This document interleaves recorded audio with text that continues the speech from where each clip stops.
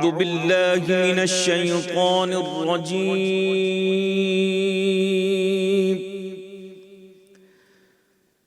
بسم الله الرحمن الرحيم.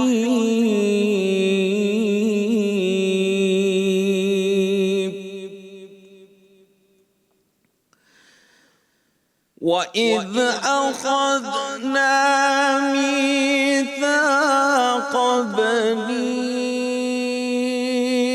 إِسْرَائِيلَ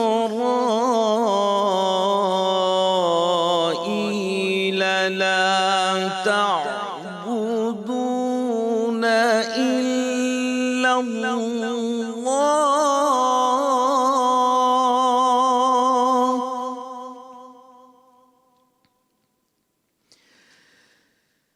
وَبِالْوَالِدَيْنِ إِحْسَانًا وَذِي الْقُرْبَى وَالْيَتَامَى وَالْمَسَاكِينِ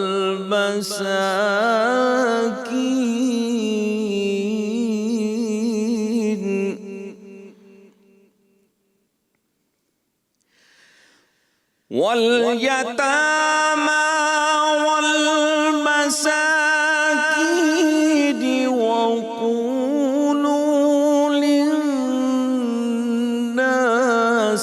حُسْنًا وَأَقِيمُوا الصَّلَاةَ وَآتُوا الزَّكَاةَ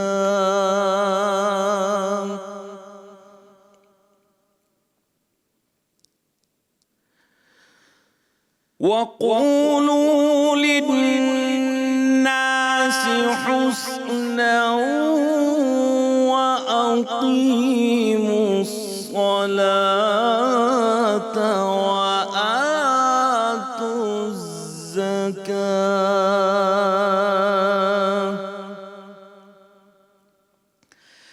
ثُمَّ تَوَلَّيْتُمْ إِلَّا قَلِيلًا مِّنكُمْ وَأَنتُم مُّعْرِضُونَ.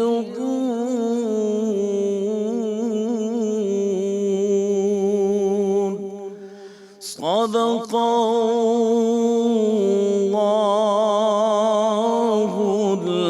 العظیم.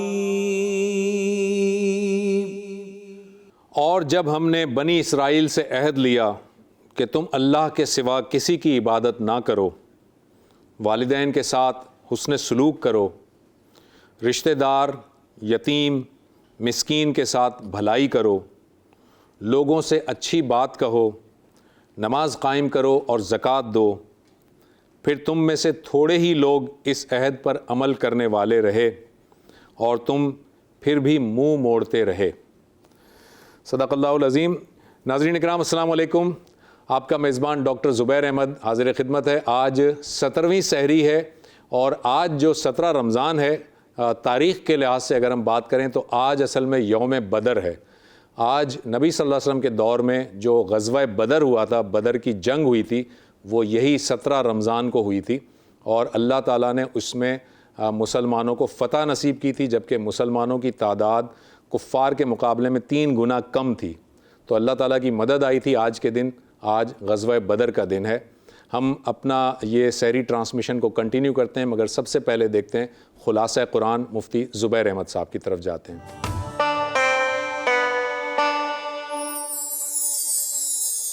نحمدہ ونصلی علی رسولہ الکریم، اما بعد. پارہ نمبر 17 کا مختصر اور منتخب خلاصہ یہ ہے کہ 17واں پارہ سورہ انبیاء سے شروع ہو رہا ہے. اللہ رب العزت نے اس سورہ کے اندر بطور خاص 17 انبیاء کرام علیہ السلام کا تذکرہ فرمایا. بنیادی طور پر یہ سورت توحید، رسالت اور عقیدہ آخرت کے مضامین پر مشتمل ہے. اللہ رب العزت نے اس کے آغاز کے اندر قیامت کا تذکرہ فرمانے کے بعد لاہیۃ قلوبہم واسروا النجوى الآیہ کے ماتحت مشرکین کے اس فرسودہ پرانے اعتراض کا جواب عطا فرمایا جس میں وہ یہ کہا کرتے تھے کہ آپ صلی اللہ علیہ وسلم تو ہماری طرح کے مرد ہیں، بشر ہیں، تو یہ نبی اور پیغمبر کیسے ہو سکتے ہیں؟ تو آپ صلی اللہ علیہ وسلم کے بارے میں اللہ رب العزت نے کئی مقامات پر فرمایا، جیسا کہ پیچھے قل انما انا بشر مثلکم یوحی الی انما الہکم الہ واحد 16ویں پارے کے اندر بھی اللہ رب العزت نے یہ بات ارشاد فرمائی۔ تو یہاں پر وما ارسلنا من قبلک الا رجالا نوحی الآیہ کے ماتحت اللہ رب العزت نے یہ فرمایا جتنے انبیاء کرام علیہ السلام کا سلسلہ بھی ہم نے چلایا ہے وہ سارے انبیاء بشر تھے، مرد تھے، ان کی طرف وحی بھیجی گئی، اور ظاہر ہے بشر اس کو کہتے ہیں جو ذو عقل ہو، ذو حس ہو، یعنی عقل والا ہو، محسوس کیا جانے والا ہو، ہاتھ لگایا جا سکتا ہو، پکڑا جا سکتا ہو۔ تو ظاہر ہے کہ یہ جنس کے اعتبار سے مرد اور بشر ہیں۔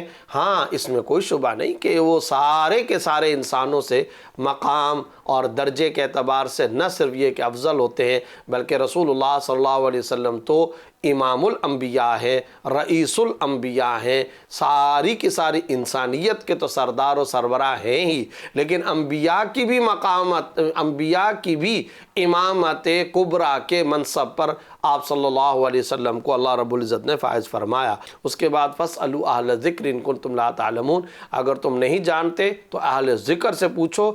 اس سے یہ بات پتہ چلتی ہے کہ علم اور خاص طور پر علم دین کے معاملے میں جو فقہا ہوں، علماء ہوں، ان سے مسائل پوچھ کر کے زندگی گزارنی چاہیے۔ اس کے بعد توحید خداوندی پر ایک نقلی دلیل کا ذکر کرتے ہوئے لو کان فیہما آلہۃ الا اللہ لفسدتا، تعدد الہ کی نفی فرما دی کہ اللہ کے علاوہ کوئی اور زمین و آسمان میں معبود اور خدا نہیں ہے۔ اگر ہوتا تو زمین کے اندر فساد برپا ہو جاتا۔ ظاہر ہے کہ اگر خدا کے علاوہ نعوذ باللہ کوئی اور معبود اور خدا ہوتا تو پھر یا تو وہ مجبور ہوتا کہ ایک خدا جو بات کہتا ہے وہ دوسرا بھی وہی کہتا، تو جو مجبور ہوتا ہے وہ خدا اور معبود کیسے ہو سکتا ہے؟ اور اگر وہ اختلاف کرتا تو پھر کس کی بات مانی جاتی؟ اب یہ کس کی مانی جائے کس کی نہ، یہ کیا ہے؟ اس طرح سے تو زمین کے اندر، آسمان و زمین میں فساد برپا ہو سکتا تھا۔ اس لیے نقلی طور پر، عقلی طور پر واضح یہ دلیل بیان فرما دی، لو کان فیہما آلہۃ الا اللہ لفسدتا، مؤثر حقیقی، متصرف حقیقی، قادر و مالک، معبود صرف اور صرف اللہ رب العزت کی ذات ہے۔ اس کے علاوہ اگر کوئی ہوتا تو زمین اور آسمان میں فساد برپا ہو جاتا۔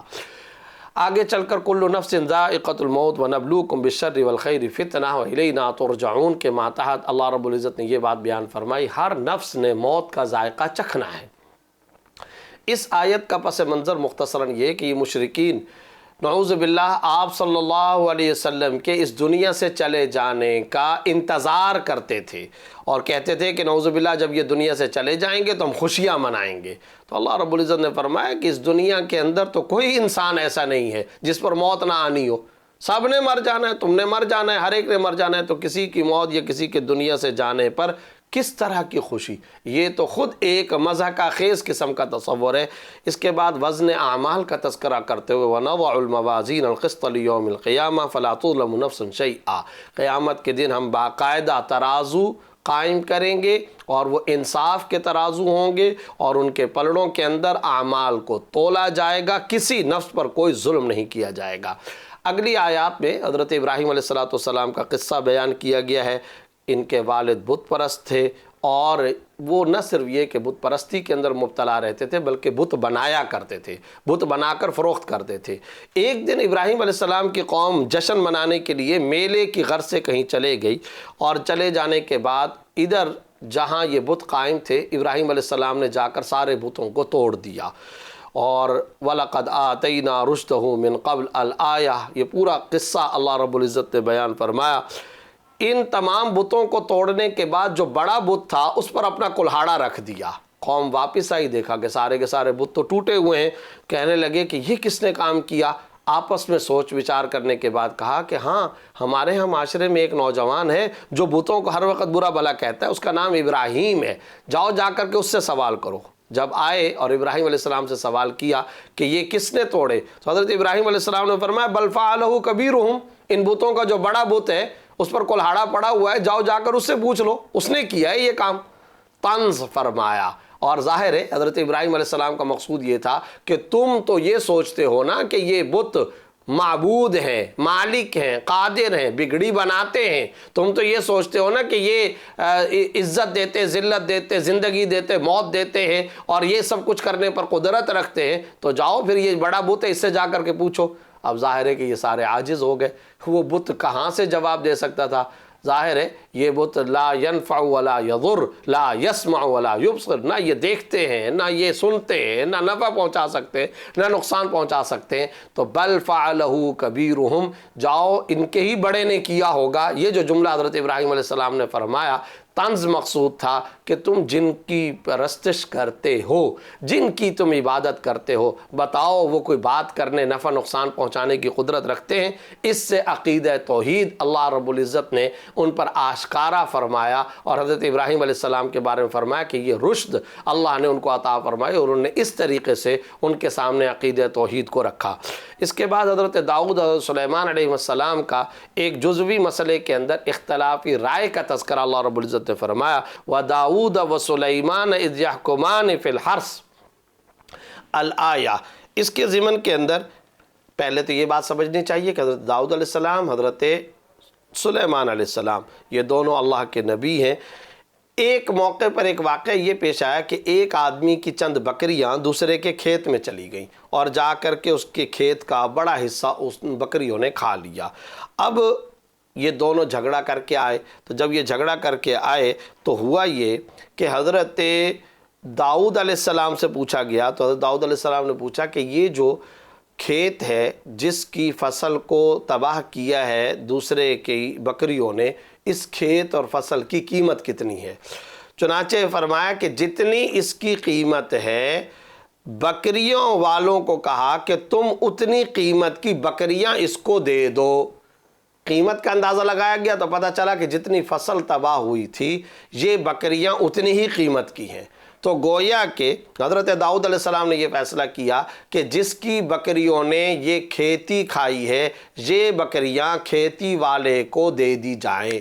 حضرت سلیمان علیہ السلام کے پاس یہ معاملہ، یہ مسئلہ آیا تو انہوں نے کہا کہ دیکھو بکریوں والا وہ جا کر کے کھیتی والے کی کھیتی کے اندر کام کرے، محنت کرے، اور کھیت والا بکریوں کو چرا کر ان کا دودھ پیے۔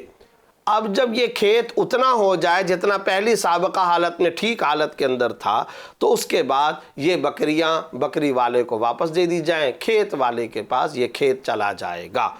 اب یہ معاملہ آیا، اللہ رب العزت نے حضرت سلیمان علیہ السلام کے فیصلے کو پسند فرمایا۔ لیکن یہاں یہ بات ذہن کے اندر رکھیں، اس جزوی اختلاف کے ذریعے سے ایک بات ہمیشہ کے لیے علماء، فقہاء اور امت مسلمہ کو بھی یہ سمجھا دی گئی کہ جس مسئلے میں نص نہ ہو، یعنی خدا کا باقاعدہ امر اور حکم نہ آئے، اس میں اہل علم کے درمیان ڈیفرنس آف اوپینین ہو سکتا ہے، اس کو اجتہاد کہا جاتا ہے۔ اور قرآن و سنت کے اصولوں کی روشنی میں جب کوئی اپنی طرف سے اجتہاد کر کے مسئلہ بتاتا ہے، اس میں اگر کوئی اختلاف رائے ہو جائے تو اس میں کوئی مذائقہ نہیں، اس میں کوئی حرج کی بات نہیں، اس میں کوئی برائی کی بات نہیں ہے۔ اس کے بعد حضرت ایوب علیہ السلام کا قصہ، وَأَيُّوبَ إِذْ نَادَىٰ رَبَّهُ أَنِّي مَسَّنِيَ الضُّرُّ وَأَنْتَ أَرْحَمُ الرَّاحِمِينَ۔ حضرت ایوب علیہ السلام پر بیماری اور آزمائش آئی اور اس آزمائش کے نتیجے میں سارے کا سارا ساز و سامان ختم ہو گیا، بیماری بہت زیادہ بڑھ گئی، لیکن ان کی بیوی نیک تھی، اللہ رب العزت نے ان کی بیوی کے ذریعے سے ان کی خدمت کروائی اور اس بیوی نے خوب خدمت کی، جس کے نتیجے میں بھی یہ اللہ رب العزت نے بیماری بھی ختم فرما دی۔ اس کے بعد حضرت یونس علیہ السلام کی قوم کا واقعہ بیان فرمایا کہ وہ شرک کے اندر مبتلا تھی۔ حضرت یونس علیہ السلام نے فرمایا کہ اب مان جاؤ، اگر تم نہیں مانتے ہو تو 3 دن کا ٹائم ہے، ورنہ 3 دن کے بعد عذاب آئے گا۔ تیسرے دن یونس علیہ السلام اس علاقے سے خود چلے گئے۔ اب قوم جو پیچھے تھی انہوں نے دیکھا کہ آثار شاید اب ظاہر ہو رہے ہیں، گڑ گڑائی، معافی مانگی۔ چونکہ عذاب کے آنے سے پہلے قوم یونس نے توبہ کر لی اور ایمان لے کر کے آ گئے، لہٰذا اللہ رب العزت نے ان کو معاف فرما دیا اور آئے ہوئے عذاب کو ٹال دیا۔ مگر اللہ رب العزت کو حضرت یونس علیہ السلام کا بغیر حکم الہی کے تیسرے دن وہاں بستی سے نکل جانا، علاقے سے از خود چلے جانا، یہ پسند نہ آیا۔ عتاب نازل ہوا اس کے نتیجے میں، اور پھر ایک مچھلی نے حضرت یونس علیہ السلام کو نگل لیا. چند دن تک مچھلی کے پیٹ میں رہے، لیکن پھر وہاں رہتے ہوئے یہ دعا مانگی، لا الہ الا انت سبحانک انی کنت من الظالمین. اللہ رب العزت نے اس دعا کو قبول فرمایا اور اس مچھلی نے باقاعدہ منہ سے حضرت یونس علیہ السلام کو باہر نکال دیا. صحیح سالم حضرت یونس علیہ السلام باہر تشریف لے آئے. اس سے ہم سب کے لیے بھی ایک سبق ہے کہ جب ہم کسی مشکل میں، تنگی کے اندر مبتلا ہوں تو یہ قرآنی وظیفہ، نبوی وظیفہ، ایک پیغمبر اور نبی کا وظیفہ، لا الہ الا انت سبحانک انی کنت من الظالمین، اس کا ہمیں خاص طور پر ورد کرنا چاہیے. کوئی معبود نہیں سوائے اللہ کے. میں آپ کی پاکیزگی بیان کرتا ہوں، بے شک میں ظالموں میں سے ہو گیا تھا. لا الہ الا انت سبحانک انی کنت من الظالمین. اس کے بعد اس صورت کے اختتام پر انکم وما تعبدون من دون اللہ حسب جہنم انتم لہا واردون. اللہ رب العزت فرما رہے ہیں مشرکین سے کہ تم جس کی اللہ کے علاوہ عبادت کرتے ہو، تم اور وہ جن کی تم عبادت کرتے ہو خدا کے ساتھ شریک ٹھہراتے ہو، یہ جہنم کا ایندھن بنیں گے اور یہ جہنم کے اندر ڈالے جائیں گے. لیکن اب یہاں ایک سوال پیدا ہوتا تھا کہ بعض لوگوں نے تو حضرت عزیر علیہ السلام کی بھی عبادت کی ہے، عیسیٰ علیہ السلام کی بھی عبادت کی ہے، تو کیا ان کے ساتھ یہ معاملہ ہوگا؟ تو اگلی آیت میں اس کا جواب دے دیا، ان الذین سبقت لہم منا الحسنی اولئک عنہا مبعدون، کہ جن کے بارے میں پہلے سے فیصلہ کر لیا گیا کہ ان کے ساتھ نیکی کا، خیر کا فیصلہ ہوگا، خیر کا انجام ہوگا، وہ اس سے مستثنا ہیں. ظاہر ہے حضرت عزیر علیہ السلام یا حضرت عیسیٰ علیہ السلام یہ اللہ کے پیغمبر ہیں، ان کے ساتھ خیر ہی کا معاملہ اللہ کی طرف سے طے کیا گیا ہے. آخر میں وما ارسلناک الا رحمت للعالمین، آپ صلی اللہ علیہ وسلم کی پورے جہانوں کے لیے رحمت ہونے کی صفت کو بیان کیا گیا کہ ہم نے آپ کو نہیں بھیجا مگر تمام جہانوں کے لیے رحمت بنا کر. اس کے بعد سورہ حج کا آغاز ہو رہا ہے. یا ایھا الناس اتقوا ربکم ان زلزلۃ الساعۃ الآیہ. اللہ رب العزت نے فرمایا کہ قیامت کی ہولناکی کس قسم کی ہوگی جب دودھ پلانے والی عورت دودھ پلانا بھول جائے گی اور بچے کو ایک طرف کر دے گی، اور لوگوں کی جو خواتین ہیں ان کی پریگننسی گر جائے گی، حمل گر جائیں گے، لوگ نشے کے اندر ہو جائیں گے، ایک طرح سے گویا نشے کے اندر ادھر ادھر سر ٹکرا رہے ہوں گے. خدا کا عذاب بڑا سخت ہوگا. یہ تذکرہ قیامت کا فرمانے کے بعد آگے اللہ رب العزت نے بعث بعد الموت، یعنی مرنے کے بعد دوبارہ اٹھائے جانے کو خاص طور پر ایک زبردست پیرائے کے اندر اور اسلوب کے اندر بیان فرمایا. اگر تم لوگ اس بارے میں شک کے اندر ہو کہ دوبارہ موت کے بعد تمہیں کیسے زندہ کیا جائے گا اور کیسے اٹھایا جائے گا، تو اب اللہ رب العزت فرما رہے ہیں تمہیں غور کرنا چاہیے کہ تمہیں پہلے سے بنایا کیسے گیا. مٹی بنائی گئی اور مٹی کے ذریعے سے تمہاری پیدائش ہوئی. کس طرح، کس معنی کر کہ مٹی، پھر اس کے اندر اللہ نے غذا اور خوراک کے لیے درخت اور پودے، گندم، چیزیں یہ پیدا کی، اور پھر غذا اور خوراک کے بعد جب مرد وہ غذا اور خوراک کھاتے ہیں تو اس سے اللہ رب العزت باڈی اور جسم کے اندر نطفہ پیدا کرتے ہیں. وہ نطفہ مرد کی پیٹھ سے ماں کے رحم کے اندر منتقل ہو جاتا ہے، اور پھر اس کے نتیجے میں کیا ہوتا ہے؟ اولاً خون بنتا ہے، اس کے بعد لوتھڑا بنتا ہے، پھر اس کے بعد بوٹی بنتی ہے، پھر اس کے بعد ہڈی بنتی ہے. ان تمام مراحل سے گزارنے کے بعد اللہ رب العزت ماں کے پیٹ سے باہر بچے کو برآمد فرماتے ہیں. تو جو اللہ رب العزت یہ سارے مراحل کرنے پر قادر ہے، اس اللہ کے لیے دوبارہ انسان کو پیدا کرنا یا زندہ کر کے کھڑا کر لینا کیا مشکل ہے؟ کیا وہ خدا اس پر قادر نہیں ہے؟ یقیناً وہ اس پر قادر ہے. جس اللہ نے یہ سب بنایا وہ دوبارہ بنانے پر بھی لازم قادر ہے، اس کے لیے کچھ مشکل نہیں.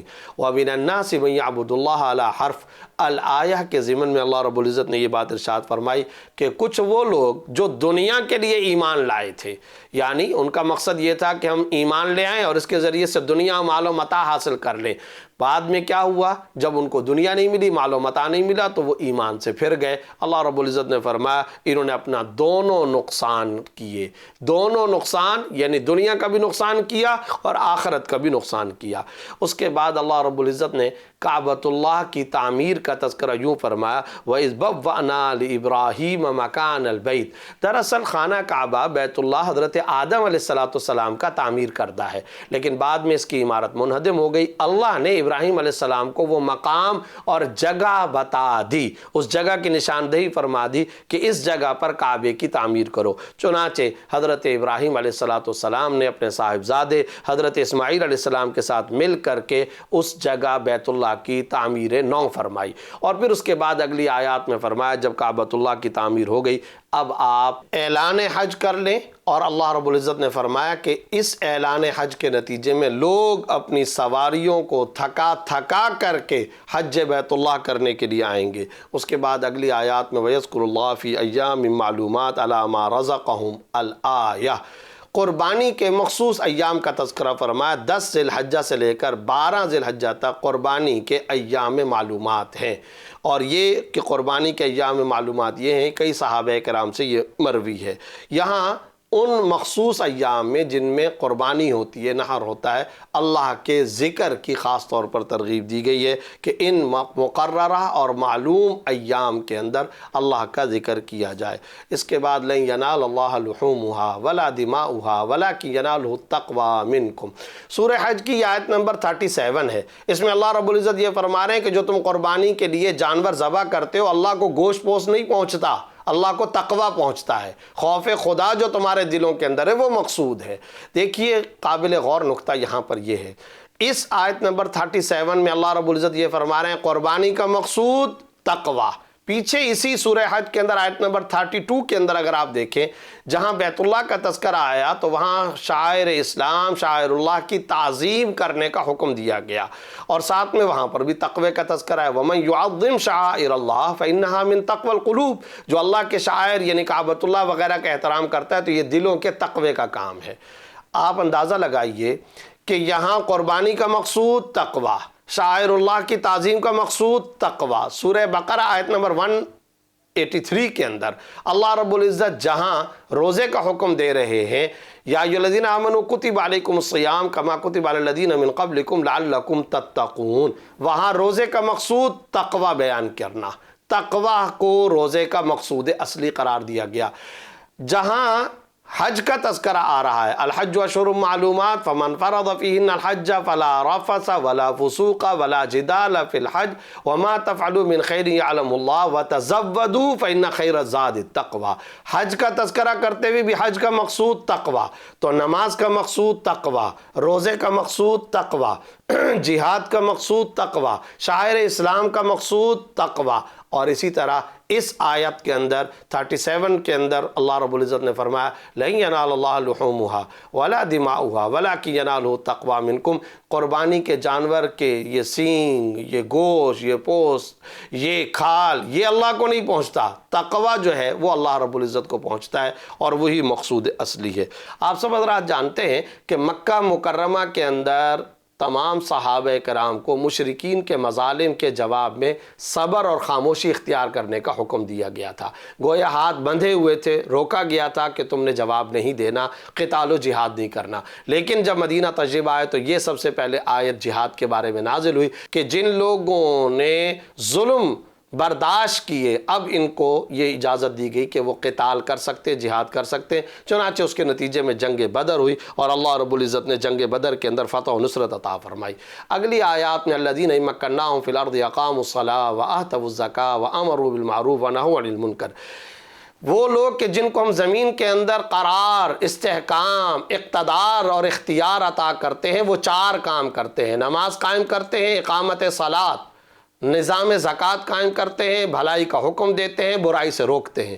اس آیت مبارکہ از سورہ حج کے اندر اللہ رب العزت نے ایک فیورٹ اسلامک اسٹیٹ کے بنیادی فرائض بیان فرمائے۔ اسلامی ریاست کے بنیادی فرائض کیا ہوتے ہیں؟ آج کل بہت سارے لوگ یہ کہا کرتے ہیں کہ جناب ریاست جو ہوتی ہے، اسٹیٹ جو ہوتی ہے، وہ تو بے دین ہوتی ہے، وہ تو سیکولر ہوتی ہے اور وہ تو لامذہب ہوا کرتی ہے۔ یہاں قرآن کریم کیا فرما رہا ہے؟ الذین مکناہم فی الارض، جب ہم ان کو زمین کے اندر قرار، استحکام و اقتدار عطا کرتے ہیں، وہ نماز قائم کرتے ہیں۔ گویا اقامت صلاۃ کی انوائرمنٹ ریاست کا کام ہے۔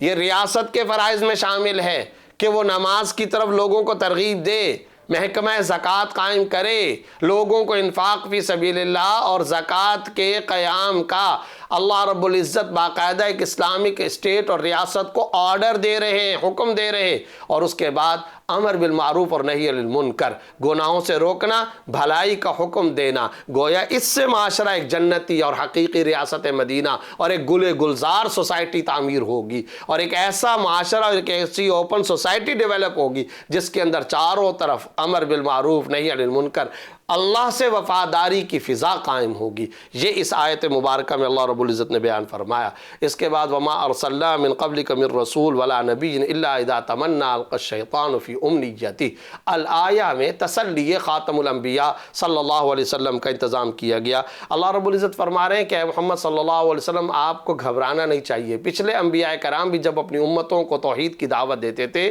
اور جب ایمان کی دعوت دیتے تھے تو اس موقع پر شیطان ان لوگوں کے دلوں میں وسوسے ڈال لیتا تھا۔ پھر اللہ رب العزت ان کے شکوک و شبہات کو ختم فرما دیتے تھے، جن کو پھر اللہ رب العزت نے ہدایت مقدر میں جن کے ہوتی تھی، اللہ رب العزت ان کو ہدایت عطا فرماتے تھے اور وہ ایمان لے آتے تھے۔ لہٰذا اب بھی اگر شیطان ان لوگوں کے دلوں میں وسوسے ڈالے تو آپ کو گھبرانا نہیں چاہیے۔ اس کے بعد یا ایھا الناس ضرب مثل فاستمعوا لہ، معبودان باطلہ کی بے بسی کو اللہ بڑی خوبصورت مثال کے ذریعے سے واضح فرما رہے ہیں۔ یعنی یہ مشرکین بتوں کی پرستش اور عبادت کرتے ہیں۔ اللہ رب العزت فرما رہے ہیں کہ ایک مثال کے ذریعے سے سمجھنے کی کوشش کرو۔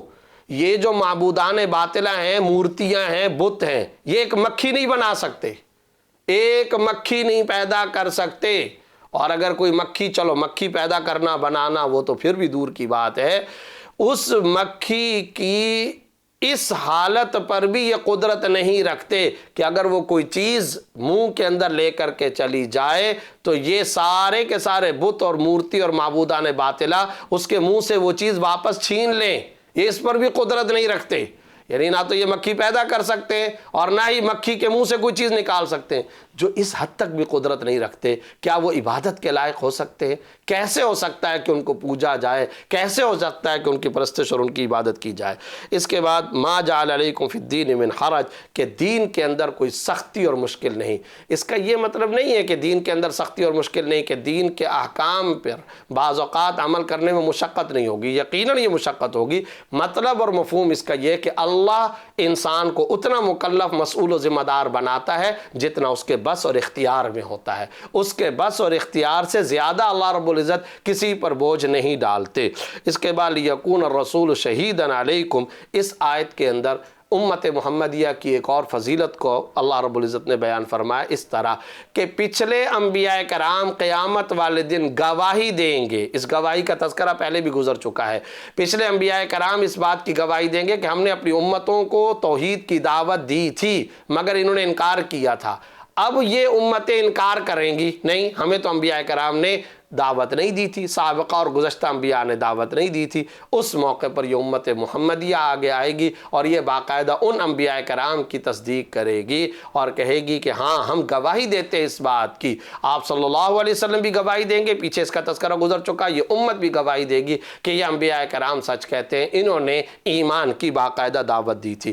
اس سے اس امت محمدیہ کی مزید فضیلت ثابت ہو گئی۔ اب اس فضیلت کے نتیجے میں شکر کے طور پر اس امت کو یہ کام کرنا چاہیے کہ نماز قائم کریں اور زکوٰۃ ادا کریں اور اللہ کی رسی کو یعنی قرآن کو مضبوطی سے تھامیں اور اللہ کی ذات پر مکمل توکل اور بھروسہ اختیار کریں۔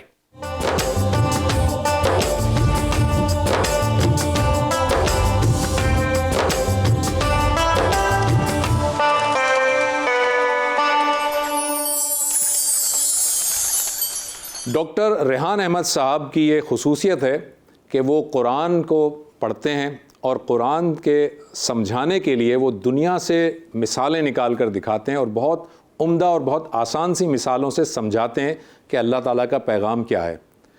تو چلتے ہیں اگلے سیگمنٹ کی جانب جس کا نام ہے قرآن اور دنیا، جو ہمارے سامنے پیش کریں گے ڈاکٹر ریحان احمد۔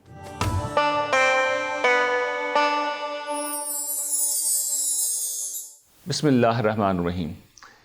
انسان جب اس دنیا میں آنکھ کھولتا ہے تو اس کے سامنے دو بنیادی سوالات آتے ہیں۔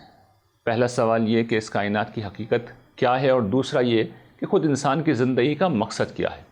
ان سوالوں کے جواب جب بھی دیے گئے ہیں اور اگر غلط دیے گئے ہیں تو اس کے نتیجے میں دھرتی پر ہمیشہ ظلم اور فساد برپا ہوا ہے۔ لیکن یہ وہ سوال ہیں جو اہم ہیں، اس لیے انسانوں نے ان کا جواب تلاش کیا، اور جب ہم اس کا احاطہ کرتے ہیں، سمرائز کرتے ہیں، تو معلوم یہ ہوتا ہے کہ کل انسانی تاریخ میں 3 ہی جواب دینے کی کوشش کی گئی ہے یا دیے گئے ہیں۔ پہلا جواب وہ ہے، پہلا نقطہ نظر وہ ہے جس کے دور میں اس وقت ہم زندہ ہیں۔ یہ الحاد ہے اور یہ کسی خالق کو تسلیم نہیں کرتا۔ اس کے نزدیک یہ کائنات اپنی خالق آپ ہے، اسی نے یہاں پر حیات پیدا کی ہے، اور اسی مادے نے حیات سے پھر شعور کو جنم دیا ہے جو انسان کی شکل میں اس وقت یہاں موجود ہے۔ زندگی کا مقصد اسی انسان کی خواہشات کی تسکین ہے، اس لیے کہ جب کوئی خالق نہیں ہے تو پھر انسان خود ہی گویا کہ خدا ہے، جس مفہوم میں بھی خدا کہا جا سکتا ہے۔ اور پھر انسانوں کے اندر چونکہ حقیقت یہ ہے کہ کچھ خاص لوگ آگے بڑھ جاتے ہیں، یعنی اپنی صلاحیت کی بنا پر، اپنے ملنے والے مواقع کی بنا پر وہ دوسروں سے آگے بڑھ جاتے ہیں۔ تو یہ وہ لوگ ہوتے ہیں جو عام طور پر حکمران طبقات ہوتے ہیں، جو طاقتور طبقات ہوتے ہیں، یہ پھر دنیا کو غلام بناتے ہیں اور پھر دنیا بھر میں فساد پھیلاتے ہیں۔ اس کو اگر آپ عملاً سمجھنا ہے، دیکھنا ہے، تو آپ اندازہ کیجئے کہ جب سے یہ تہذیب دنیا پہ غالب آئی ہے تو ایسا انسانی تاریخ میں کبھی نہیں ہوا، لیکن دنیا کے 3 بر اعظم یعنی بر اعظم شمالی امریکہ، جنوبی امریکہ اور آسٹریلیا کی مقامی آبادی کو ختم کر کے اس کے وسائل پر قبضہ کر لیا، اور باقی دنیا سے بھی انہوں نے خوب نوچ کھسوٹ کی ہے۔ اس کے علاوہ 2 عالمی جنگیں ان کے کریڈٹ کے اوپر ہیں۔ یہ گویا کہ الحاد کی کمائی ہے جو اس نے انسانیت کو دی ہے۔ دوسرا نقطہ نظر جو قدیم ہے وہ شرک ہے۔ اس نقطہ نظر میں بہت سارے خدا ہیں جو کائنات کو چلا رہے ہیں، دنیا کو چلا رہے ہیں، اور انسان کی زندگی کا مقصد ان خداؤں کو راضی کرنا ہے۔ تو یہ ہے وہ ہدف جو انسان کے سامنے رکھا گیا ہے، لیکن عملی طور پر نتیجہ یہ نکلتا ہے کہ انسان ایک دفعہ پھر کچھ خاص طبقات کا غلام بن جاتا ہے، خاص طور پہ بادشاہوں کا، جو کہ خدا کے نام پہ کھڑے ہوتے ہیں، خدائی اوتار ہیں، خدا کا جسمانی ظہور ہوتے ہیں، یا مذہبی طبقات جو خدا کو ریپرزینٹ کرتے ہیں، اور پھر یہ انسانوں کے اوپر ظلم کرتے ہیں۔ پوری انسانی تاریخ اس ظلم سے بھری ہوئی ہے۔ تیسرا نقطہ نظر رہبانیت کا نقطہ نظر ہے، جو اس کا رد عمل بھی تھا، اور یہ ہمارے ہی علاقے میں جنوبی ایشیا کے اندر اس نے جنم لیا۔ اور اس نقطہ نظر کے مطابق یہ کائنات اصل میں ایک روح کا مادی ظہور ہے، ایک کائناتی روح ہے، اور اس نے ظہور کیا ہے، اور اس کی ایک شکل جو ہے جو گویا کہ جدا ہو کر ہم انسانوں کے اندر ہے، اور ہم انسانوں کا مقصد یہ ہے کہ ہماری اس روح کو اس کائناتی روح سے مل جانا ہے۔ اس لیے کہ یہ روح جب جدا ہوئی ہے تکلیف میں آ گئی ہے، دکھ میں آ گئی ہے، اور خاص طور پر وہ مادیت اور مادی خواہشات کے پیچھے لگ کر دکھ میں آ گئی ہے۔ تو اس خواہش کو چھوڑنا، ترک کرنا، دنیا کو ترک کرنا اور اس روح کے طرف لوٹ جانا، یہ زندگی کا ہدف قرار پاتا ہے۔ لیکن یہ نقطہ نظر غیر فطری ہے۔ اس کو اختیار کرنے والے جو سب سے بڑے مذاہب تھے جنہوں نے کلاسیکل فارم میں اس کو اختیار کیا، جین مت اور خاص طور پر بدھ مت، آپ اندازہ کیے جہاں انہوں نے جنم لیا وہ وہاں باقی نہیں رہے، اور اسی لیے اب ہم جانتے ہیں کہ ہندوستان جو ہے غیر معمولی زرخیز زمین ہے، مگر یہاں پر ہمیشہ بیرونی حملہ آور مسلط ہوتے رہے، اس کو شکست دیتے رہے۔ اس کی وجہ یہی تھی کہ یہ نقطہ نظر ہی گریز پر مبنی ہے اور یہ غیر فطری ہے۔ جو واحد نقطہ نظر اس باب میں ٹھیک ہے وہ پہلے دن سے اللہ تعالیٰ نے انسانوں کو دے دیا تھا، لیکن انسانوں کا کمال یہ ہے کہ انہوں نے اس نقطہ نظر کو کبھی قبول نہیں کیا، اور وہ نبیوں کا نقطہ نظر ہے جسے عرف عام میں ہم ایمانیات کہتے ہیں۔ ہمارے ایمانیات جو ہم سادہ کوئی چیز سمجھتے ہیں، 5 چیزوں کو پان لیا، وہ 5 چیزیں نہیں ہیں، وہ ورلڈ ویو ہیں۔ وہ ان بنیادی سوالوں کے جواب ہیں کہ ہمارا خالق و مالک ہے جس کے حضور ہمیں پیش ہو کر ابدی زندگی گزارنی ہے، اور وہاں کامیابی کا ذریعہ جو زندگی کا مقصد ہے وہ یہ ہے کہ ایک بندگی کی زندگی گزاری جائے جو اعلیٰ اخلاقی زندگی ہو۔ اس کے نتائج کیا نکلے ہیں؟ انسانیت نے چونکہ کبھی قبول ہی نہیں کیا، اس لیے اس کے نتائج کبھی نہیں نکلے، لیکن جب نکلے ہیں اس کا کوئی نمونہ دیکھنا ہے تو حضرت داؤد، حضرت سلیمان کا دور دیکھ لیجئے یا خلافت راشدہ کا دور دیکھ لیجئے۔ معلوم تاریخ میں یہی 2 دور ہیں جہاں پر شیر اور بکری ایک ہی گھاٹ پر پانی پیتے تھے، اور زکوٰۃ دینے والے تو ہوتے تھے، زکوٰۃ لینے والے نہیں ہوتے تھے۔ یہ وہ نقطہ نظر ہے جو انسانیت آج بھی قبول کر لے تو یہی نتیجہ نکلے گا۔ وآخر دعوانا ان الحمدللہ رب العالمین۔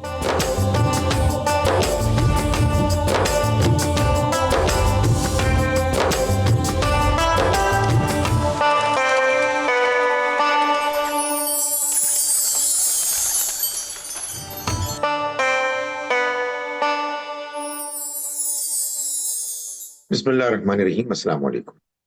نبی اکرم صلی اللہ علیہ وسلم کا ارشاد ہے، التائب من الذنب کمن لا ذنب لہ، گناہ سے توبہ کرنے والا ایسے ہوتا ہے جیسے کہ گویا کہ اس نے کبھی گناہ کیا ہی نہیں۔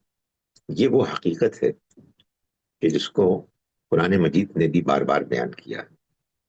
اللہ تعالیٰ نے 3 گناہوں کا ذکر کرنے کے بعد سورہ الفرقان کی آخری آیات میں فرمایا، یعنی جس نے شرک کیا، قتل کیا، زنا کیا، یہ وہ لوگ ہیں کہ جو جہنم میں جائیں گے اور اس میں ہمیشہ رہیں گے، الا سوائے من تابا، سوائے اس کے کہ جس نے توبہ کی، وآمنا اور ایمان لایا، وعمل عملا صالحا اور اس نے نیک اعمال کیے، فاولئک یبدل اللہ سیئاتہم حسنات، یہ وہ لوگ ہیں کہ جن کی برائیوں کو اللہ نیکیوں اچھائیوں سے بدل دے گا۔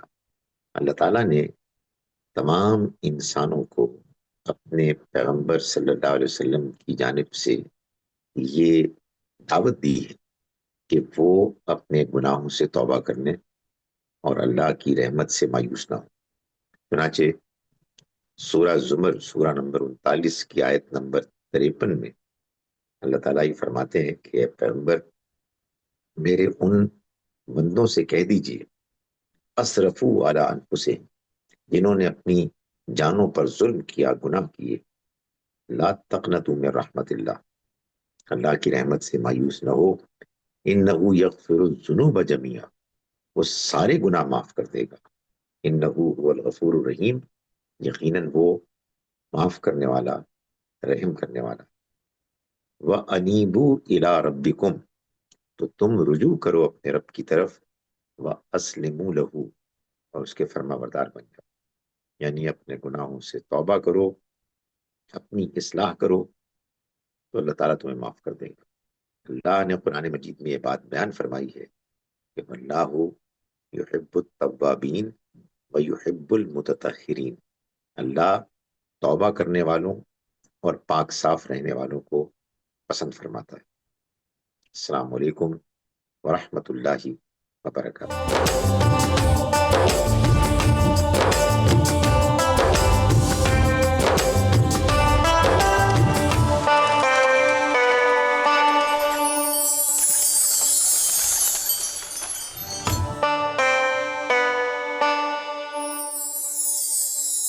جی ناظرین، ہم قصص الانبیاء میں آپ کو خوش آمدید کہتے ہیں۔ آج 17ویں سحری ہے اور ہم قصص الانبیاء میں حضرت موسیٰ علیہ السلام اور حضرت ہارون علیہ السلام کے واقعات آپ کے سامنے رکھ رہے ہیں۔ کل ہم نے اس کا حصہ اول پیش کیا تھا اور اس حصے اول میں ہم نے یہ دیکھا تھا کہ حضرت موسیٰ علیہ السلام حضرت شعیب علیہ السلام سے رخصت ہوتے ہیں اور اپنی بیوی کو لے کر مدین سے اب جانا چاہ رہے ہوتے ہیں مصر کی جانب۔ تو آپ جب مصر کی طرف ٹریول کرتے ہیں تو راستے میں کوہ طور کے پاس بہت شدید سردی ہوتی ہے، رات کا وقت ہوتا ہے اور کافی ٹھنڈ کی وجہ سے آپ وہاں پر ایک جگہ پر پڑاؤ کرتے ہیں اور آپ دیکھتے ہیں کہ کہیں کوئی آگ کا انتظام ہو جائے کیونکہ شدید سردی تھی۔ تو آپ نے دیکھا کہ کوہ طور پر بہت اوپر پہاڑ کی چوٹی پر آپ کو کچھ آگ سی نظر آئی، اور وہ آگ جو آپ کو نظر آتی ہے، آپ اپنی بیوی سے کہتے ہیں کہ تم یہاں پر ٹھہرو اور میں اوپر جاتا ہوں، ہو سکتا ہے کہ مجھے کوئی راستہ مل جائے اور ہو سکتا ہے کہ میں آگ بھی لے آؤں ساتھ۔ یہ جو آپ کے سامنے میپ نظر آ رہا ہے ناظرین، اس میپ میں آپ دیکھیں کہ آپ کو شمال کی جانب مصر کا وہ علاقہ نظر آ رہا ہے جہاں فرعون رہتا تھا، جہاں حضرت موسیٰ رہتے تھے 10 سال پہلے، اور دوسری جانب جنوب کی جانب آپ کو مدین نظر آ رہا ہے جہاں پر آپ مائیگریٹ کر کے گئے تھے، اور بیچ میں آپ کو ماؤنٹ آف طور کا علاقہ نظر آ رہا ہے۔ یہاں پر ابھی آپ نے پڑاؤ کیا ہے، رات کا وقت ہے، سردی ہے، اپنی بیوی کو آپ نے وہاں پہ بٹھایا اور اب آپ کوہ طور کی جانب روانہ ہوئے۔ جب آپ چوٹی پر پہنچے تو آپ نے بڑا عجیب سا منظر دیکھا. آپ نے دیکھا کہ ایک درخت ہے اور اس درخت میں سے اصل میں ایک طرح سے آگ یا روشنی نکل رہی ہے, اور وہ درخت ہرا بھرا ہے, اور اس میں جو روشنی ہے وہ ایسی روشنی ہے جو آپ نے اس سے پہلے کبھی نہیں دیکھی تھی. اسے نہ آگ کہا جا سکتا ہے نہ روشنی کہا جا سکتا ہے. بہت ہی عجیب سا درخت تھا جس میں سے چمک پیدا ہو رہی تھی. آپ پہلے گھبرائے اور پیچھے ہٹے. جیسے ہی آپ پیچھے ہٹتے تھے تو وہ درخت آگے آ جاتا تھا, جب آپ آگے جاتے تھے تو وہ درخت پیچھے ہٹ جاتا تھا. تو آپ جب بہت زیادہ گھبرائے تو آپ پلٹے پیچھے کی طرف. جب آپ پیچھے پلٹے تو آواز آئی کہ اے موسیٰ, میں تمہارا رب ہوں اور تم اپنے یہ جوتے اتار دو کیونکہ تم وادی مقدس میں ہو. حضرت موسیٰ علیہ السلام کے لیے بڑی عجیب سی یہ بات تھی, مگر آپ یہ آواز سن کر ایسی سچویشن ہوئی کہ آپ وہاں پر بالکل خاموش کھڑے ہو گئے.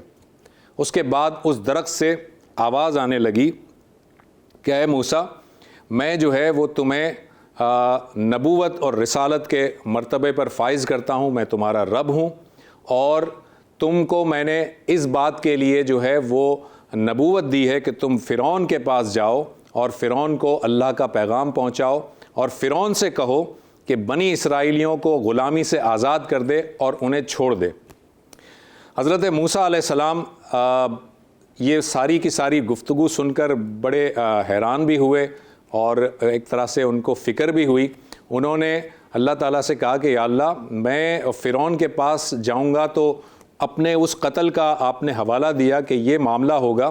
اللہ تعالیٰ نے کہا کہ ہم سب جانتے ہیں, آپ فرعون کے پاس جائیے اور آپ اللہ کا پیغام دیجئے کیونکہ وہ بہت سرکش ہو گیا ہے, اور اس سے کہیں کہ وہ بنی اسرائیل کو آزاد کر دے. یہاں پر حضرت موسیٰ علیہ السلام نے اللہ تعالیٰ سے درخواست کی کہ یا اللہ, تو اس کام میں, کس کام میں؟ نبوت کے کام میں. تو اس کام میں میرے ساتھ میرے بھائی کو بھی وزیر بنا دے, یعنی میرا مددگار بنا دے. یعنی حضرت موسیٰ علیہ السلام نے اللہ تعالیٰ سے درخواست کی کہ میرے بھائی کو بھی نبی بنا دے. چنانچہ اللہ تعالیٰ نے آپ کی درخواست قبول کی اور حضرت ہارون علیہ السلام کو بھی نبوت عطا کر دی. یہ تاریخ میں پہلے پیغمبر ہیں اور شاید ایک ہی پیغمبر ہیں جن کو کہ کسی دوسرے پیغمبر کے دعا سے یا ان کی درخواست سے اللہ تعالیٰ نے پیغمبری عطا کر دی. حضرت ہارون علیہ السلام کو بھی اللہ تعالیٰ نے نبوت پر سرفراز فرمایا, اور پھر اللہ تعالیٰ نے حضرت موسیٰ علیہ السلام سے کہا کہ تمہارے ہاتھ میں کیا ہے؟ آپ کے ہاتھ میں عصا تھی, لاٹھی تھی. آپ نے کہا کہ یہ میرے ہاتھ میں لاٹھی ہے جس سے میں درختوں کے پتے جھاڑتا ہوں اور بکریوں کو چراتا ہوں. تو اللہ تعالیٰ نے کہا کہ اس کو زمین پر پھینک دیجئے. آپ نے اسے لاٹھی کو زمین پر پھینکا تو وہ لاٹھی جو ہے وہ بہت بڑا سانپ بن گئی, اور حضرت موسیٰ سے اللہ تعالیٰ نے کہا کہ آپ گھبرائیے مت, اس کی دم پکڑ لیجئے. جب آپ نے اس کی دم پکڑی تو یہ دوبارہ سے لاٹھی بن گئی. پھر اللہ تعالیٰ نے کہا کہ آپ اپنا دایاں ہاتھ اپنے بغل کے اندر ڈالیں اور اسے باہر نکالیں. جب آپ نے ایسا کیا تو آپ کے ہاتھ کی روشنی ایسی تھی جیسے سورج, چمکتا ہوا سورج ہے. اللہ تعالیٰ نے کہا کہ اے موسیٰ, ہم آپ کو یہ 2 نشانیاں دیتے ہیں, یعنی یہ 2 معجزات دیتے ہیں, اور یہ 2 معجزات لے کر آپ فرعون کے دربار میں جائیے.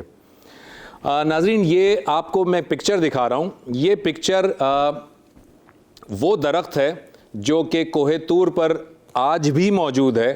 یہاں پر یہ درخت آپ دیکھ سکتے ہیں کہ ہرا بھرا درخت ہے, اور اسی درخت کے بارے میں روایت میں آتا ہے کہ یہی وہ درخت ہے جس پر اللہ تعالیٰ نے تجلی کی تھی اور اللہ تعالیٰ نے حضرت موسیٰ علیہ السلام سے کلام کیا تھا. یہ دوسری پکچر دیکھیے. یہ دوسری پکچر بھی اسی درخت کا ایک ڈیفرنٹ اینگل ہے, اور یہ درخت جو ہے یہ سینائی جو ڈیزرٹ ہے وہاں پر ماؤنٹ طور کے پاس موجود ہے. اور اس درخت کے لیے اب ایک بہت بڑی خانقاہ بن گئی ہے. یہ خانقاہ ہے جو تیسری تصویر میں آپ کو نظر آ رہی ہے. یعنی اس خانقاہ کے اندر اصل میں یہ درخت ہے جہاں پر مسلمز, جیوز, کرسچنز سب لوگ جاتے ہیں, اور یہاں پر وہ اپنی عبادت بھی کرتے ہیں اور اس درخت کی زیارت بھی کرتے ہیں. خیر, حضرت موسیٰ علیہ السلام واپس آئے, اپنی بیوی کو ساتھ لیا اور پھر مصر کی جانب روانہ ہوئے. اب آپ دیکھیں اللہ تعالیٰ کی قدرت کہ حضرت موسیٰ علیہ السلام آگ لینے گئے تھے پہاڑ پر, اور اللہ تعالیٰ نے ان کو نبوت عطا کر دی اس پہاڑ پر, کوہ طور پر. حضرت موسیٰ علیہ السلام جب مصر کی جانب روانہ ہوئے تو چونکہ حضرت ہارون علیہ السلام کو بھی اللہ تعالیٰ نے اب نبوت پر سرفراز کر دیا تھا، لہٰذا حضرت ہارون علیہ السلام کو اللہ تعالیٰ نے وحی کے ذریعے بتا دیا کہ آپ کے بھائی حضرت موسیٰ تشریف لا رہے ہیں۔ چنانچہ جیسے ہی آپ مصر پہنچے، آپ کے بھائی حضرت ہارون نے آپ کا استقبال کیا اور آپ کو گھر لے آئے۔ یہاں پر آنے کے بعد سب سے پہلا کام جو کہ حضرت موسیٰ علیہ السلام کی ذمہ داری ڈالی گئی تھی، حضرت موسیٰ علیہ السلام اور حضرت ہارون علیہ السلام یہ دونوں کے دونوں فرعون کے دربار میں پہنچتے ہیں اور فرعون سے کہتے ہیں کہ ہم اللہ کے پیغمبر ہیں اور تم اللہ کی توحید کو مان لو اور آخرت کی جواب دہی کے لیے ذمہ دار ٹھہرائے جاؤ گے، اور بنی اسرائیل پر ظلم اور ستم چھوڑ دو اور بنی اسرائیل کو آزاد کر دو۔ فرعون کے ساتھ جب یہ مکالمہ ہوا تو فرعون نے کہا کہ حضرت موسیٰ علیہ السلام سے کہا کہ تم تو وہی ہو نا جس نے ہمارے گھر میں پرورش پائی تھی، اور تم تو وہی ہو جو یہاں سے قتل کر کے بھاگ گئے تھے۔ تو حضرت موسیٰ علیہ السلام نے کہا کہ ہاں میں وہی ہوں، اور یہ قتل میں نے دانستہ نہیں کیا تھا بلکہ یہ ایک غلطی تھی۔ بہرحال فرعون نے کہا کہ میں تمہاری بات کیوں مانوں اور میں کیسے یقین کر لوں کہ تم اللہ کے پیغمبر ہو۔ تو حضرت موسیٰ علیہ السلام نے اپنی لاٹھی فرعون کے دربار میں پھینکی اور وہ لاٹھی سانپ بن گئی، اور اس کے بعد آپ نے اسے پکڑا تو وہ دوبارہ لاٹھی بن گئی۔ فرعون نے یہ معجزہ دیکھنے کے بعد کہا کہ اچھا تو تم بہت بڑے جادوگر ہو، اگر ایسا ہے تو میرے اس علاقے میں، میرے اس ملک میں جتنے جادوگر ہیں ان کے ساتھ میں تمہارا مقابلہ کرواتا ہوں، تاکہ پتہ چل جائے کہ تم بڑے جادوگر ہو یا میرے ساتھ جو لوگ ہیں وہ بڑے جادوگر ہیں۔ چنانچہ یہ طے پایا کہ جو ان قبطیوں کا ایک تہوار ہوا کرتا تھا، جو ایک طرح سے کہہ لیجئے کہ ان کی عید کا تہوار تھا، اس تہوار کے دن فرعون نے اعلان کر دیا کہ تمام کے تمام لوگ دربار کے سامنے میدان میں حاضر ہوں، اور بہت بڑے بڑے جادوگروں کو بلوایا گیا، اور وہ جادوگر وہاں پر جب آئے تو حضرت موسیٰ علیہ السلام کے ساتھ ان کا مقابلہ کروایا گیا۔ یہ جو جادوگر تھے یہ ان کو فرعون نے لالچ دیا کہ اگر تم موسیٰ کے اس چال میں کامیاب ہو گئے اور موسیٰ کو تم نے شکست دے دی تو تم کو میں دربار میں بڑی خاص پوزیشن عطا کروں گا۔ چنانچہ یہ تمام کے تمام جادوگر جو ہے وہ تیار تھے حضرت موسیٰ اور حضرت ہارون علیہ السلام کا مقابلہ کرنے کے لیے۔ جب یہ دربار میں یہ سارا آمنے سامنے آئے تو حضرت موسیٰ علیہ السلام نے جادوگروں سے کہا کہ پہلے تم اپنی چال چلو۔ چنانچہ ان جادوگروں نے اپنی اپنی لاٹھیاں اور رسیاں پھینکیں۔ جب وہ لاٹھیاں اور رسیاں پھینکیں تو وہ سب کے سب سانپ بن گئے، اور سانپ بننے کے بعد وہ حضرت موسیٰ علیہ السلام کی طرف دوڑے، جس سے کہ حضرت موسیٰ علیہ السلام تھوڑے سے گھبرائے، لیکن اللہ تعالیٰ نے وحی کی کہ اے موسیٰ مت گھبرائیے، اپنی لاٹھی پھینکیے۔ تو آپ نے اپنی لاٹھی پھینکی اور آپ کی لاٹھی ایک بہت بڑا اژدہا بن گیا جس نے ان تمام سانپوں کو نگل لیا، اور اس کے بعد حضرت موسیٰ نے دوبارہ وہ لاٹھی اٹھا لی، جس پر جو وہ جادوگر جو تھے وہ سمجھ گئے کہ حضرت موسیٰ علیہ السلام کی یہ جو چال تھی یہ کوئی جادو نہیں تھا، یہ یقیناً کوئی بہت بڑا معجزہ تھا۔ لہٰذا وہ تمام کے تمام جادوگروں نے حضرت موسیٰ علیہ السلام پر ایمان کا اعلان کیا، اور انہوں نے کہا کہ ہم موسیٰ اور ہارون کے رب پر ایمان لاتے ہیں۔ یہ جادوگروں کا جو ایمان لانا تھا یہ فرعون کو بہت زیادہ غصے میں لے آیا، اور فرعون نے کہا کہ تم نے ایسی بات کس طرح کہہ دی میرے پوچھے بغیر، میرے حکم کے بغیر، اور اگر تم اپنی اس بات سے باز نہیں آئے تو میں تمہیں بڑی تکلیف کے ساتھ قتل کروا دوں گا، تمہیں مخالف سمتوں سے کٹوا دوں گا، یعنی تمہارا ایک دایاں ہاتھ اور بایاں پاؤں جو ہے وہ کٹوا دوں گا اور پھر تمہیں سولی پہ لٹکا دوں گا۔ لیکن یہ ہے کہ وہ جو جادوگر تھے انہوں نے چونکہ حق دیکھ لیا تھا، وہ جادوگر باز نہیں آئے۔ انہوں نے فرعون سے کہا کہ تیرا جو جی چاہتا ہے کر لے، لیکن ہم موسیٰ اور ہارون کے رب پر ایمان لے آئے ہیں۔ بہرحال فرعون نے ان تمام جادوگروں کو تو قتل کر دیا، لیکن حضرت موسیٰ علیہ السلام پر ایمان نہیں لایا۔ حضرت موسیٰ علیہ السلام جو ہے وہ بار بار تنبیہ کرتے رہے کہ تم اگر ایمان نہیں لاؤ گے تو تم اللہ کے عذاب کے پھیرے میں آ جاؤ گے، مگر وہ نہیں مانا۔ چنانچہ پے در پے اللہ تعالیٰ نے مختلف عذاب، چھوٹے چھوٹی جو نشانیاں ہیں وہ بھیجیں۔ مثال کے طور پر قحط سالی یا پھلوں میں کمی، باغات کے اندر نقصان، طوفان، ٹڈی دل کا حملہ، یہ جو ٹڈیاں ہوتی ہیں وہ پورے کے پورے دل سمیت حملہ کرتی ہیں، اسی طرح جوئیں، اسی طرح مینڈک، اور اسی طرح خون کا عذاب۔ یہ جو عذاب آتے گئے اس میں ایسا ہوتا تھا کہ جیسے قحط سالی ہو گئی تو فرعون جو ہے وہ موسیٰ کو بلاتا تھا اور موسیٰ علیہ السلام سے کہتا تھا کہ میں تمہارے رب پر ایمان لے آتا ہوں مگر تم دعا کرو کہ قحط سالی ختم ہو جائے۔ حضرت موسیٰ دعا فرماتے تھے، قحط سالی ختم ہو جاتی تھی، فرعون پھر اپنی بات سے پھر جاتا تھا۔ اس کے بعد ایک دوسرا عذاب آتا تھا، مینڈک کا عذاب مثال کے طور پر، تو ہر طرف مینڈک ہی مینڈک ہوتے تھے، ہر جگہ مینڈک ہوتے تھے اور اتنے زیادہ ہوتے تھے کہ لوگ پریشان ہو جاتے تھے۔ پھر فرعون جو ہے وہ بلاتا تھا کہ آپ اللہ سے دعا کریں، یہ عذاب ٹل جاتا تھا، پھر وہ اپنی بات سے پھر جاتا تھا، اور اس طرح کرتے کرتے 6-7 عذاب جو ہے وہ اس فرعون کو اللہ تعالیٰ نے دکھائے، ایک طرح سے نشانیاں دکھائیں، لیکن فرعون جو ہے وہ اس کے باوجود حضرت موسیٰ علیہ السلام پر ایمان نہیں لایا۔ چنانچہ پھر اللہ تعالیٰ نے حضرت موسیٰ علیہ السلام کو حکم دیا، ایک دن خاص مقرر کر دیا اور کہا کہ آپ اور ہارون علیہ السلام اپنی تمام بنی اسرائیل کے جو لوگ ہیں، جو کہ تقریباً 6 لاکھ کے قریب ہیں، ان سب کو لے کر آپ یہاں سے فرار ہو جائیں، یہاں سے نکل جائیں، یعنی مصر کو چھوڑ دیں اور فلسطین کی جانب چلے جائیں۔ لہٰذا حضرت موسیٰ علیہ السلام نے اپنی قوم کے تمام لوگوں کو خفیہ طور پر بتا دیا کہ فلاں تاریخ کو ہم یہاں سے نکل جائیں گے، رات کے وقت اپنا سارا سامان جو بھی قیمتی چیزیں ہیں وہ ساتھ رکھ لو، اور رات کے وقت خاموشی سے تمام کے تمام لوگ یہاں سے نکلیں گے مصر سے اور فلسطین کی جانب جائیں گے۔ ناظرین، یہ جو واقعہ ہے اس کو ایکسوڈس کہا جاتا ہے، اور یہ بڑا مشہور واقعہ ہے جس کو خروج کہا جاتا ہے۔ اردو میں خروج کہا جاتا ہے، انگلش میں ایکسوڈس کہا جاتا ہے، اور اس ایکسوڈس کے اندر تقریباً 6 لاکھ بنی اسرائیل کے لوگ، جس میں بچے بھی تھے، بوڑھے بھی تھے، عورتیں بھی تھیں، جوان بھی تھے، اور اس 6 لاکھ لوگوں کے لشکر کو لیڈ کر رہے تھے حضرت موسیٰ علیہ السلام اور حضرت ہارون علیہ السلام۔ یہ رات کے وقت بنی اسرائیلی وہاں سے نکلے، مصر سے نکلے، اور یہ اس طرف جانے لگے، یعنی کہ صحرا کی طرف جانے لگے، اور بیچ میں ریڈ سی آتا تھا، تو ریڈ سی کو کراس کرنا تھا۔ تو یہاں پر آپ کو ایک میپ میں دکھا رہا ہوں، یہ میپ ہے جہاں سے حضرت موسیٰ علیہ السلام اپنی قوم کے ساتھ اس ریڈ سی کو کراس کر کے، دیکھیں وہاں پر سینائی ڈیزرٹ ہے، سینائی ڈیزرٹ کے اندر آپ پہنچتے ہیں، یہ اس میپ میں آپ کو نظر آ رہا ہے۔ اب کیا ہوتا ہے کہ جب یہ پورا کا پورا 6 لاکھ کا لشکر جب جاتا ہے، رات کو نکلتا ہے، صبح بالکل جب صبح طلوع ہو رہی ہوتی ہے تو فرعون کے جو لوگ ہیں، سپاہی ہیں، انہیں معلوم ہوتا ہے کہ بستی پوری خالی ہے اور سارے کے سارے بنی اسرائیلی غائب ہیں۔ یہ بات پھیل جاتی ہے اور فرعون تک پہنچتی ہے، اور فرعون کو پتہ چلتا ہے کہ سارے کے سارے یہاں سے فرار ہو گئے ہیں۔ تو فرعون اپنی لشکر تیار کرتا ہے، اپنی فوج تیار کرتا ہے اور ان بنی اسرائیلیوں کا پیچھا کرتا ہے۔ اب ذرا غور سے سنیے، اب کیا ہوتا ہے کہ یہ بنی اسرائیلی آگے جا رہے ہیں، 6 لاکھ، جس میں عورتیں بھی ہیں، بچے بھی ہیں، سامنے ریڈ سی آ جاتا ہے، یعنی کہ سمندر آ جاتا ہے، پیچھے سے فرعون کا لشکر آ رہا ہے جس میں کوئی عورتیں نہیں ہیں بلکہ سپاہی ہیں۔ اب یہ جو بنی اسرائیلی ہیں، یہ حضرت موسیٰ علیہ السلام کو کوستے ہیں، انہیں تانے دیتے ہیں، انہیں برا بھلا کہتے ہیں، اور کہتے ہیں کہ موسیٰ، تم نے آج ہماری جو ہے وہ ایسی حالت کر دی ہے کہ آگے سمندر ہے اور پیچھے فرعون کے سپاہی ہیں، اب ہمیں کون بچائے گا؟ حضرت موسیٰ علیہ السلام ان سے کہتے ہیں کہ تم پریشان نہ ہو، اللہ ہمارے ساتھ ہے، اور وہ اس لاٹھی کو اس سمندر پہ مارتے ہیں جو ریڈ سی کا سمندر ہے۔ جیسے ہی سمندر پہ لاٹھی مارتے ہیں تو وہ سمندر 2 حصوں میں بٹ جاتا ہے، اور پانی جو ہے وہ بالکل کھڑا ہو جاتا ہے، اور بیچ میں پورا کا پورا ایک خشک راستہ بن جاتا ہے۔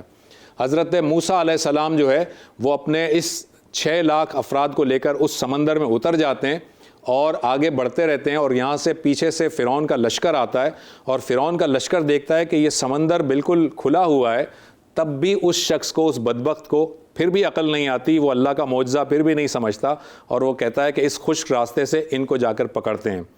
چنانچہ کیا ہوتا ہے کہ جیسے ہی فرعون اور اس کی فوج اس سمندر کے کھلے راستے کے اندر داخل ہوتی ہے، اب پانی یہاں سے ملنا شروع ہو جاتا ہے اور آگے سے پانی ہٹنا شروع ہو جاتا ہے، تو سارے کے سارے بنی اسرائیلی دوسری جانب صحرا کی جانب نکل آتے ہیں، اور فرعون اور اس کے لشکر کو اللہ تعالیٰ سمندر میں ڈبو دیتا ہے۔ جب یہ سمندر میں فرعون ڈوبنے لگتا ہے، جب ڈوب رہا ہوتا ہے، تب وہ کہتا ہے کہ میں موسیٰ اور ہارون کے رب پر ایمان لاتا ہوں، لیکن اس وقت حدیث میں آتا ہے کہ اس وقت اس کی یہ توبہ قبول نہیں کی گئی، کیونکہ یہ توبہ اب اس نے موت دیکھ لی تھی، اور اس وقت وہ کر رہا تھا، وہ ظاہر ہے کہ اس کی توبہ کے قبولیت کا وقت نہیں تھا۔ اللہ تعالیٰ نے اس فرعون کو ڈبو تو دیا، لیکن اس فرعون کو یہ کہا، اس سے وعدہ کیا کہ ہم تمہارے اس جسم کو آگے آنے والوں کے لیے جو تمہارے بعد آئیں گے ان کے لیے ایک عبرت بنا کے رکھ دیں گے۔ چنانچہ فرعون کے وہ جو سپاہی ڈوبے ان سب کے جسم مچھلیاں کھا گئیں یا وہ ضائع ہو گئے یا ڈیکمپوز ہو گئے، لیکن فرعون کی باڈی کو اللہ تعالیٰ نے زندہ رکھا، باڈی کو زندہ رکھا، فرعون کو نہیں۔ فرعون کو مار دیا گیا لیکن اس کی باڈی بالکل ایز اٹ از رہی، اور یہ 1881 میں یہ باڈی سمندر سے دریافت ہو گئی۔ یہاں پر آپ یہ باڈی کی تصویر دیکھ رہے ہیں، یہ وہ فرعون کی لاش ہے جو کہ سمندر سے نکالی گئی 1881 میں، اور اس وقت یہ مصر کے میوزیم میں رکھی ہوئی ہے۔ اور آپ دیکھیں کہ یہ عبرت کا نشان بنی ہوئی ہے یہ باڈی، کیونکہ اللہ تعالیٰ نے یہ کہا تھا کہ میں تمہارے اس جسم کو بعد میں آنے والوں کے لیے عبرت بنا کر رکھ دوں گا۔ یہ جو دوسری تصویر آپ دیکھ رہے ہیں ناظرین، یہ اس فرعون کے اس باڈی کی دوسری امیج ہے جو مصر کے میوزیم میں رکھی ہے۔ اب آپ کو ایک انٹرسٹنگ بات بتاتے ہیں۔ اب ذرا آپ دیکھیے اس باڈی کو، اس امیج کو دیکھیے جو فرعون کی یہ باڈی ہے، جو لاش ہے جو سمندر سے نکالی گئی ہے۔ آج کے جو ٹولز ہیں، آرٹیفیشل انٹیلیجنس کے جو ٹولز ہیں، جب ہم نے آرٹیفیشل انٹیلیجنس کے ٹولز کو یہ باڈی دی اور اے آئی سے ہم نے پوچھا کہ یہ فرعون کیسا لگتا ہوگا، تو اے آئی نے دیکھیں فرعون کی اصل تصویر بنا کر آپ کو دکھائی ہے۔ یہ دیکھیے یہ فرعون اس طرح لگتا ہوگا، یعنی فرعون کی جو لاش ہے جو مصر میں موجود ہے، اس کو جب اے آئی کو دیا گیا اور اے آئی سے پوچھا گیا کہ فرعون کیسا ہوگا، تو اے آئی نے فرعون کی یہ تصویر بنا کر دکھائی ہے جو آپ کے سامنے موجود ہے۔ خیر، جب حضرت موسیٰ علیہ السلام کو اللہ تعالیٰ نے بچا لیا، ان کی قوم کو بچا لیا، تو روایات میں آتا ہے کہ یہ عاشورے کا دن تھا، یعنی محرم کی 10 تاریخ تھی، جس میں کہ اللہ تعالیٰ نے بنی اسرائیلیوں کو نجات دی تھی فرعون کی اس غلامی سے۔ اب بنی اسرائیلی صحرا میں آ گئے، اور صحرا میں جب آئے تو اللہ تعالیٰ نے ان پر، وہ صحرا تھا، یہ ذرا ذہن میں رکھیے گا، ڈیزرٹ تھا، وہاں نہ پانی تھا نہ کوئی نباتات تھی، کچھ کھانے کی چیز نہیں تھی، لیکن اللہ تعالیٰ نے ان 6 لاکھ افراد کے لیے ایسا انتظام کیا کہ ان پر من و سلوہ برسایا۔ من و سلوہ کیا ہے؟ من ایک قسم کا دانہ ہوتا ہے جو برستا تھا روزانہ صبح، اور اس کو وہ بھگو کر آٹے کی طرح گوندھ لیا کرتے تھے، اس کی روٹی بنا سکتے تھے۔ اور سلوہ ایک پرندہ ہوتا تھا جو ہزاروں کی تعداد میں وہاں پر آتا تھا، اور وہ بنی اسرائیلی اس پرندے کو پکڑتے تھے، اس کا گوشت بھون کر کھایا کرتے تھے۔ تو اللہ تعالیٰ نے مفت میں انہیں من و سلوہ دیا۔ اس کے ساتھ ساتھ پینے کا پانی وہاں نہیں تھا، صحرا تھا، تو حضرت موسیٰ علیہ السلام نے وہاں پر اپنا عصا مارا، تو جب عصا مارا تو وہاں سے 12 چشمے پھوٹ پڑے، اور حضرت موسیٰ علیہ السلام نے کہا کہ وہ 12 بنی اسرائیلیوں کے قبیلے تھے۔ آپ کو پتہ ہے یہ 12 قبیلے تھے کیونکہ حضرت یعقوب کے 12 بیٹے تھے، تو 12 بنی اسرائیلیوں کے جو قبیلے تھے، ان 12 قبیلوں کے لیے الگ الگ چشمہ حضرت موسیٰ علیہ السلام نے مقرر کر دیا کہ ہر ایک قبیلے کا اور ہر قوم کا الگ الگ چشمہ ہے، وہاں سے وہ پانی پی سکتے ہیں۔ پانی ٹھنڈا اور شیریں پانی تھا جو اس ڈیزرٹ کے اندر اللہ تعالیٰ نے پیدا کیا ان لوگوں کے لیے۔ وہ 12 چشمے اب تو نایاب ہو گئے ہیں، اب نہیں ملتے، لیکن ان میں سے 2 چشمے ایسے ہیں جو کہ آج بھی موجود ہیں، وہاں سے آج بھی پانی نکلتا ہے۔ یہ پکچر آپ دیکھیے، یہ ایک چشمہ ہے، یہاں پر آپ کو کچھ درخت نظر آ رہے ہیں اور اس کے ساتھ ایک کنواں سا نظر آ رہا ہے۔ یہ ایک چشمہ ہے جس میں آج بھی پانی نکل رہا ہے، اور اس کے بارے میں کہا جاتا ہے کہ وہ 12 چشموں میں سے ایک چشمہ یہ ہے۔ دوسری جو ہے آپ کو پکچر دکھاتے ہیں، یہ فلسطین کے اندر ہے، جس پہ اب ایک عمارت سی بنی ہوئی ہے، ایک چشمہ اس کے اندر ہے، اور یہ چشمہ بھی انہی 12 چشموں میں سے ایک چشمہ کہلاتا ہے۔ یہاں تک جو ہے وہ حضرت موسیٰ علیہ السلام نے اس قوم کے اندر یہ ساری نعمتیں اللہ تعالیٰ کی عطا ہوئیں اللہ تعالیٰ کی طرف سے حضرت موسیٰ کی قوم کو۔ اس کے ساتھ ساتھ حضرت موسیٰ کی قوم پر اللہ تعالیٰ نے اتنی مہربانیاں کی کہ دھوپ میں جب دھوپ شدید ہو جاتی تھی تو بادل کا سایہ اللہ تعالیٰ ان کے لیے کر دیتا تھا تاکہ ان کو دھوپ نہ لگے۔ بادل کا سایہ ہوتا تھا، کھانے پینے کی چیزیں مل رہی تھیں، پانی وافر مقدار میں مل رہا تھا، لیکن وہ ناشکرے کے ناشکرے ہی تھے بنی اسرائیل کے لوگ۔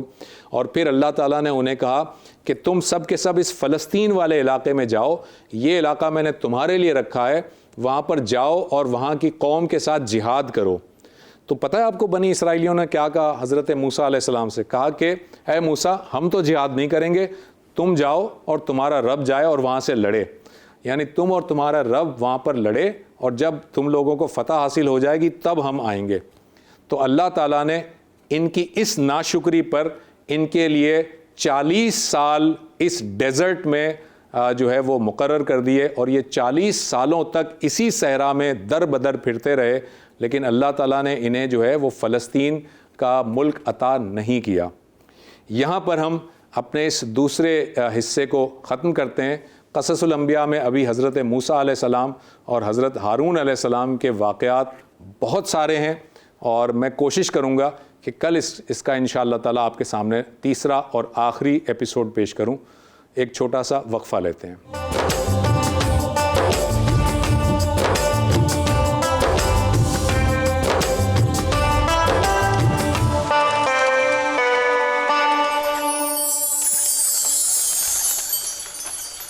شجاع الدین شیخ صاحب کو اللہ تعالیٰ نے یہ صلاحیت دی ہے کہ وہ بہت ہی مدلل انداز میں اور جامع انداز میں مگر سہل طریقے سے قرآن کا پیغام پہنچاتے ہیں۔ ہم دیکھتے ہیں اگلے سیگمنٹ کو، جس کا نام ہے پیغام رمضان، جو کہ شجاع الدین شیخ صاحب پیش کرتے ہیں۔